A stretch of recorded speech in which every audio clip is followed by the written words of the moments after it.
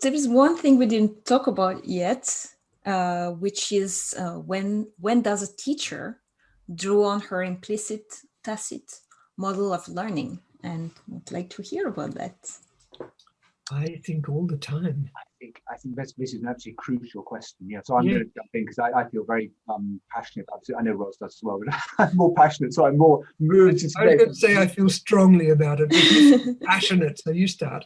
I'd like to bring Adrian Underhill out actually in again, because another of his tremendous articles, which we'll put a link to it in the thing below, is when he talks about the dark matter in the classroom. And what he's discussing there is the time when we go away from the lesson plan or what we thought we were going to be teaching, and the student brings up something, and in the moment there's something there to be dealt with that we haven't prepared ourselves for up till now. And so we have to improvise.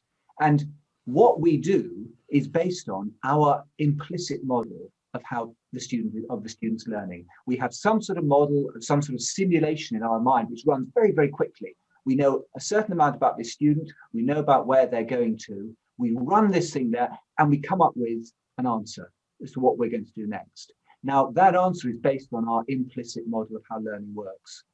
And the fact is, while that model is implicit, it can't be examined or improved upon, or any improvement comes through many, many years in the classroom, 40 years in the classroom, and more or less we're doing the right thing. If we can make that model explicit and actually understand how we learn, my goodness, then we can work on it so much more productively and achieve what would have taken 40 years, do it in 6 months, and end up producing good teachers or having teachers coming out who deal much more effectively as a result of what was an implicit, tacit model of learning now being explicit and something they've lived for themselves, and therefore they recognize in their students. Yes, and it becomes comparable. It's possible at that stage to say, oh my goodness, your model is better than mine, or my model could be better if I thought of it in these terms. And this would make a huge difference to teaching as well. And these models have to be couched in terms of the lived experience of learning. Neuroscience, it will give us a couple of clues of things. I mean, largely, as far as I can see, I do try and keep up with the neuroscience literature just in case anything worthwhile comes out of it. But largely, it's just confirming things that we know for ourselves already. And great that they can get confirmed, but they're not actually helping enormously in all this stuff. Obviously, all the money and the funding goes to neuroscientific education and all the rest, educational neuroscience. But the fact is, if we're going to help teachers in the classroom, we have to speak to them in terms which they can actually find in themselves, not things that neuroscientists find with neuroscientific instruments. So that's the real challenge for what we're trying to do here. The science of learning isn't going to be a neuroscience. It's going to be about experiential phenomenology of how one learns, and therefore how one should be taught. And also to learn how to examine oneself as well, how to examine one's experience and find out what one is doing as one learns. Simply look at lives, look at my life. How does my life take place around me? How do my human relations take place? Can I look at human relations in terms of the 4 stages of learning, for example? If I sit across the breakfast table from the same person every morning, can I keep that at level 2, at stage 2, which is, in what way is this person a new person this morning, even if this has been going on for 40 years? Can I leave space in myself for this person to be the new person that they might be, right? That they certainly are, because they lived yesterday. And then they slept, and it was all incorporated in them. And so I have to leave space for them to change. If I let my relationship move to become completely automatic, well, then we will just gradually drift apart.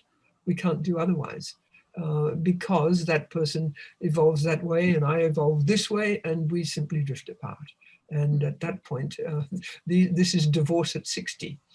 Right? Because we no longer know each other, because we have changed little by little, but we have changed. And so that too is a way of living one's life and finding out how it's possible to be different, how it's possible to keep oneself at the helm towards people that we frequent all the time.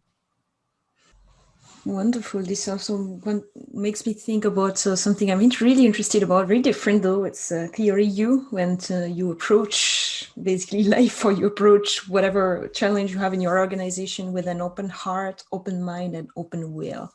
So it's curiosity, courage, and one more that I forgot. But it is this. It is, I think, we're talking about something similar actually, because it's talk about how you innovate within an organization and how emergence is something that you don't predict. I mean, emergence is you focus on the process of letting go of certain things and letting come of the new, and you don't know what innovation is going to look like. Otherwise it's not innovation, right? Yes. So this responsive attitude towards this age of disruption that we are experiencing. So yeah. Yes, it's for me, Gatenio says it in just 4 words, in fact: self at the helm. If myself is at the helm, well, then myself being the learner means that whatever the situation, I'm in learning mode. Even if it's a situation that I've lived many, many times, I can be with that in learning mode, perhaps only to learn how I am in this situation, or to learn something about the situation, to notice something, to whatever. But yes.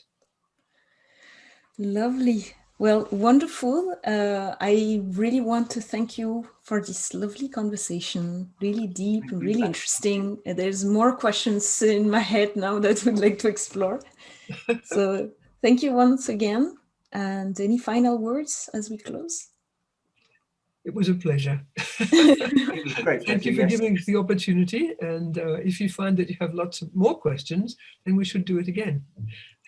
Definitely, and we'll make sure that we put all the resources that we talked about under the videos, and yes, we can send you them. Probably have people ask questions as well as they watch, and perhaps respond to questions later on. Great. That would be wonderful.